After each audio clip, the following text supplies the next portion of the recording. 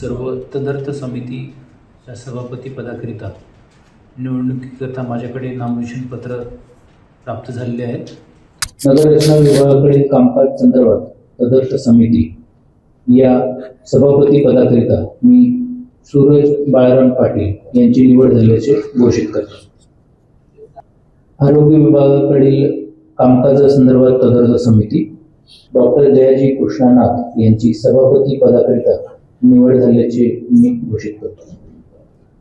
श्री शशिकांत थांबेराव राऊत यांची सभापती अभियांत्रिकी विभागाकडील कामकाज तपासणी तदर्थ समिती म्हणून निवड झाल्याचे मी घोषित करतो. नवी मुंबई महानगरपालिकेच्या आरोग्य नगररचना अभियांत्रिकी विभाग वगळून इतर सर्व विभागाकडील कामकाज संबंधात समिती या सभापती पदाकरिता श्री सुधाकर संभाजी सोनवणे यांची निवड झाल्याचे मी घोषित करतो. महापालिका कामकाज पूरक तदर्थ समिती या समितीच्या सभापती पदाकरिता श्री सागर ज्ञानेश्वर नाईक यांची निवड झाल्याचे मी घोषित करत आहे.